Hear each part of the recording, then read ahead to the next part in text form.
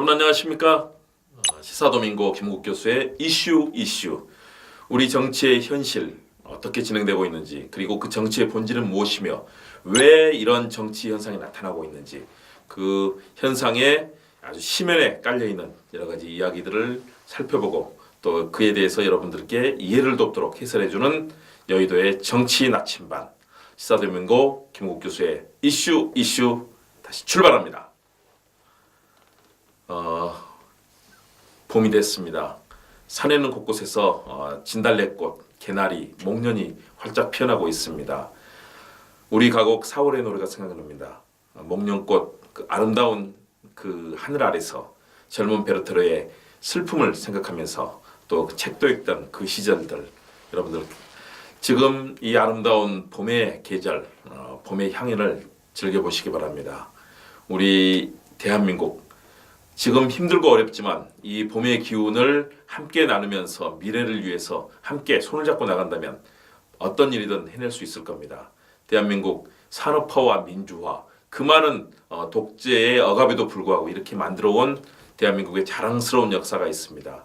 함께 잘 만들어 나갔으면 합니다. 자, 오늘 여의도 정치를 탐색해보는 시사도민고 김은국 교수의 이슈. 오늘의 주제는 지지율의 함정입니다. 자, 지지율이 뭘까요? 대통령이라든가 또는 어떤 국가기관 또는 어떤 개인의 신뢰도에 대해서 국민들이 여론조사를 통해서 보여주는 수치입니다. 대통령 지지율이 가장 대표적이죠. 한 국가를 지도하는 국가 수반, 국가 영도자, 또 국가 지도자로 불리는 대통령은 지지율이 굉장히 중요합니다. 다수의 국민들에 의해서 투표로 아무래도 선출됐고요. 또 투표를 통해서 지지율을 어느 정도 받았는지, 그리고 국가정책을 펼쳐나가면서 임기 내에 어떤 지지율을 갖고 있는지가 굉장히 중요한 정치적 동력이 되기 때문입니다. 정치적 자산이라고 하는 그런 개념이 있습니다. Political resource라고 영어로는 하는데요.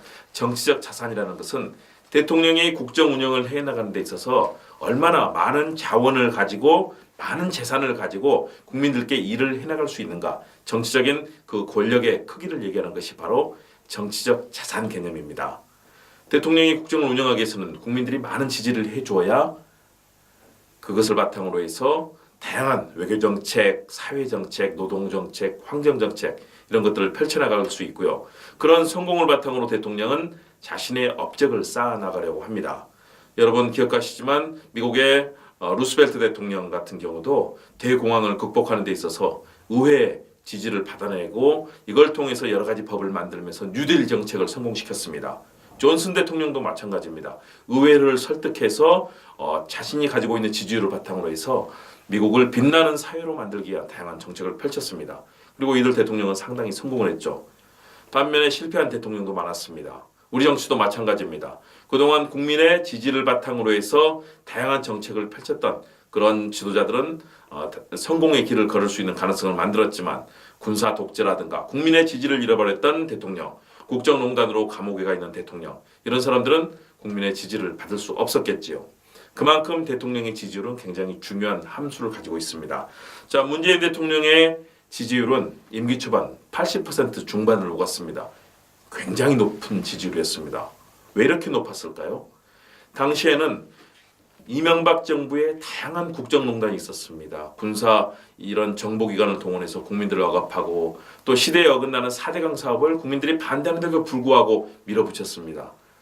또 박근혜 정부는 어땠습니까? 많은 공안기관을 동원해서 국민들을 블랙리스트로 만들고 또 개인 사인인 최순실 씨 비선실세를 동원해서 결국은 국정을 망치는 역할을 했습니다. 지지율이 높을 리가 없었겠죠. 대통령에 대한 지지가 있었겠습니까? 그러나 촛불혁명을 통해서 등장한 문재인 정부에 대한 기대감이 컸습니다. 그래서 대통령 지지율은 대통령 당선 시보다 거의 2배 가까운 80% 중반을 오갔습니다. 그러나 현재 3월 말에 4월 초 오가는 지금 문재인 대통령의 지지율은 40%대 초반입니다. 자, 여론조사 기관 리얼미터가 한 조사를 살펴본다면 3월 25일부터 29일까지 서울의 유권자 2,516명을 대상으로 조사를 했습니다. 전체 신뢰 수준은 95%였고요. 표본 오차는 플러스 마이너스 2.0%포인트인데요. 여기에 대해서 조사를 한 결과가 있습니다. 그 조사 결과 여러분들은 중앙선관위의 이 여론조사 관련된 내용들을 살펴보시면 구체적인 내용들이 나와 있습니다. 지지율은 소폭 상승했다 전주보다. 그래서 47.7%를 기록했습니다. 자, 47.7%면 임기 3년 차에 들어선 대통령 치고 나쁘지는 않습니다. 그러나 초반 지지율 80%에 비하면 많이 하락한 수치입니다. 왜 이렇게 하락했을까요?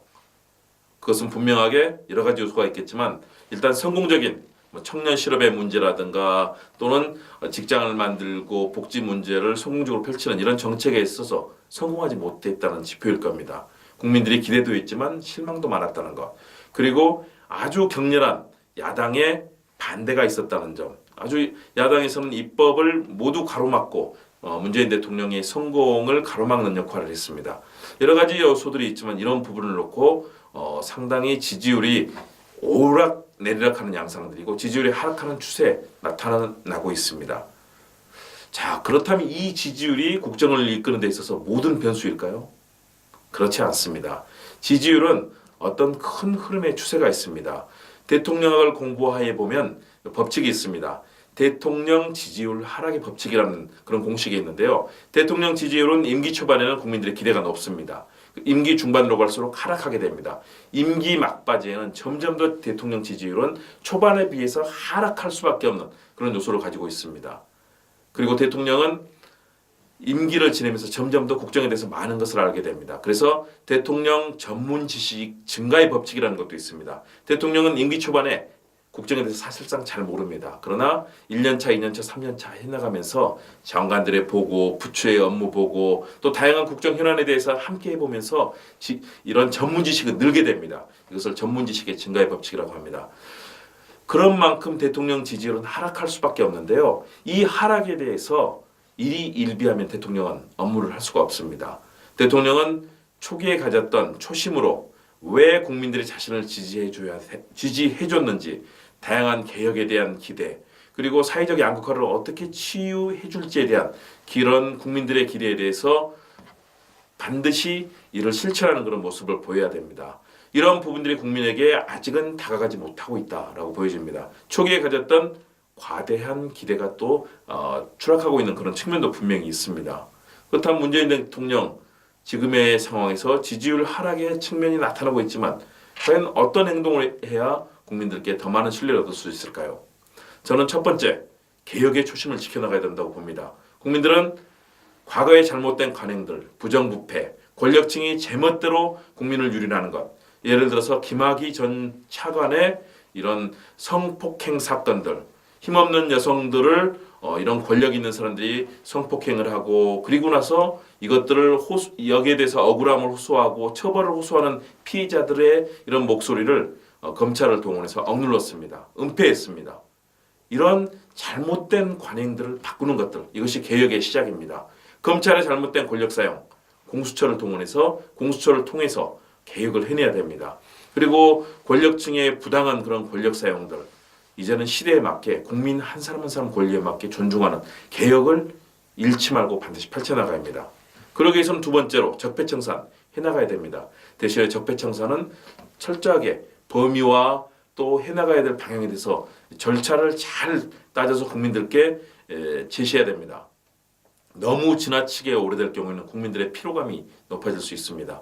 적폐청산을 단호하게 하되 그 폭과 범위 그리고 시기를 국민들께 잘 알려드리고 엄정하게 집행해야 된다는 것입니다. 또 역시 세 번째는 아무래도 역시 민생을 살리는 적극적인 조치가 필요하다고 봅니다. 국민들이 원하는 것은 결국 잘 사는 대한민국, 행복하게 살아갈 수 있고 가족들과 손잡고 기쁨을 누릴 수 있는 그런 나라를 원하고 있습니다. 미국의 빌리 클린턴 전 대통령이 그런 얘기를 했습니다. 여러 가지 선거 이슈가 있지만 중요한 것은 바로 경제다라고 얘기했습니다. 그 말을 뭐라고 했느냐? 바보야, 문제는 바로 경제야 라는 표현으로 했습니다. 아마 여러분도 많이 들어보셨을 겁니다. 바로 그겁니다. 우리 국민들이 행복하게 살 수 있는 그 경제에 대한 희망, 현재 어렵지만 전 세계 경제가 다 어렵습니다. 올해 IMF라든가 세계 세계은행이라든가 각국에서 나오는 여러 가지 지표들 보면 올해 경제는 앞으로 상당 기간 어려울 것으로 보입니다. 올해 6개월 정도 전망치도 굉장히 부정적으로 나오고 있습니다. 우리 경제 분명히 어두울 겁니다. 그럼에도 불구하고 경제의 체질이 개선되는 모습을 보여줘야 되고요. 저소득층들이 더 많은 그런 삶의 지표를 가져갈 수 있도록 도와주는 것들, 이런 것들이 필요합니다. 그런데 지금 그런 부분들이 국민들께 전달이 되지 않고 있습니다. 이대로 개혁이 되면 국민들이 살 수 있고 또 사회적 양극화, 부유층은 점점 더 잘 살게 되고 일반 서민들은 어려워지는 것들 개선된다라는 믿음을 줘야 합니다. 그런 믿음을 갖도록 하기 위해서는 대통령이 이런 지지율의 함정, 수치에 연연해서는 안 됩니다. 당초에 생각했던 초기의 개혁적인 모습들, 개혁의 프로그램들을 완성시켜야 됩니다. 지금 야당, 특히 자유한국당은 극렬하게 모든 사안을 반대하고 있습니다. 입법 철저하게 봉쇄하고 국회에서 모든 사안들을 보이콧하고 또 법안을 만들어주지 않고 있습니다. 그럼에도 불구하고 야당을 설득하고 반드시 따라올 수밖에 없도록 국민들께 지지를 호소하고 그 힘을 얻어내야 됩니다. 그를 통해서 입법을 하고 개혁을 성공시켜내야 됩니다. 그리고 잘못된 과거의 관행들, 박근혜 정부의 국정농단 이런 사례들 이제는 다시는 나타날 수 없도록 과거의 군사정권이라든가 이런 시대에 있었던 잘못된 관행들 철저하게 바꿔나가고 21세기의 민주주의에 걸맞는 가치로 만들어가야 합니다. 역시 또 하나는 민생과 경제의 가치를 드높이면서 국민들의 삶의 질을 높여주는 그런 노력들을 기울여야 합니다. 더불어서 우리 사회의 민주적인 가치들이 곳곳에 함께할 수 있도록 잘 사는 복지 시스템들은 분명히 마련돼야 됩니다. 은퇴하고 생계를 유지할 수 없는 사람들 또는 미혼모라든가 또는 고아, 부모를 잃고 어렵게 살아갈 수밖에 없는 그런 가정들 또 여러 가지 이 가정의 어려움 속에서 흩어진 여러 가지 파편화된 지금 우리 사회의 모습이 있습니다. 이런 부분에 대해서 우리 정부가 더욱더 따뜻한 노력을 기울여줘야 하고요. 정부기관이 곳곳을 살펴야 합니다. 과거에 송파에서 일어났던 세모니 자살 사건 여러분 기억하시죠? 자신들이 앞으로 생계를 더 유지할 수 없음을 한탄하면서 밀렸던 여러 가지 세금과 이런 것들을 봉투에 수십만 원의 돈을 집주인에게 봉투에 넣어둔 채 목숨을 끊었던 사안입니다. 그 이후에 우리 사회에서 국가가 또 정부기관이 또 다양한 기업과 사회단체들이 이들의 어려운 삶에 대해서 관심을 가져야 된다는 그런 목소리가 높아졌습니다. 실제 그런 일들이 많아지고 있습니다. 우리 사회가 함께 해결해 나가야 됩니다. 정부가 더 많은 제도를 만들고 국민들에게 복지 시스템, 어려움 속에서도 최소한의 생계를 유지하고 자신의 꿈을 펼칠 수 있는 특히 젊은이들이 자신들의 일자리를 가지고 자신들의 꿈을 펼칠 수 있는 좋은 일자리를 만들기 위해서는 기업이 전적으로 책임지기는 어려워 보입니다. 정부도 나서야 됩니다. 기업이 그런 일자리를 많이 만들 수 있도록 대기업에만 의존해서는 안 됩니다. 대기업의 최근에 이런 모럴 해저드 현상을 보면 그들에게만 맡길 수는 없습니다. 대기업과 적극적으로 협력하되 중소기업들 또 새로 만들어지는 스타트업, 새로 만들어지는 많은 벤처기업들이 활동할 수 있도록 힘을 모아줘야 됩니다. 대통령 지지율은 그냥 나오지 않습니다. 이렇게 어려운 서민들의 삶의 현장을 하나하나 보살필 때 그 가치는 나오는 것입니다. 김대중 전 대통령이 그런 얘기를 했습니다. 국민을 믿어야 한다. 국민은 때로 변덕스럽다. 그렇지만 국민을 믿고 정치하다 보면 국민들이 이를 알아준다.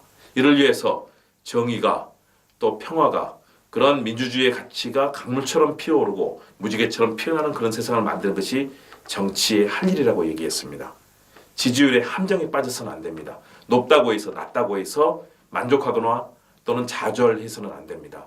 대통령 지지율은 국민이 지지하는 그 가치의 기본을 보여줄 뿐입니다. 대신에 대통령은 국민들을 믿고 임기 내에 많은 인재들을 등용하는 것 중요합니다. 그렇기 때문에 또 하나의 가치는 국민 통합입니다. 내 진영의 인재만 등용해서는 안 됩니다.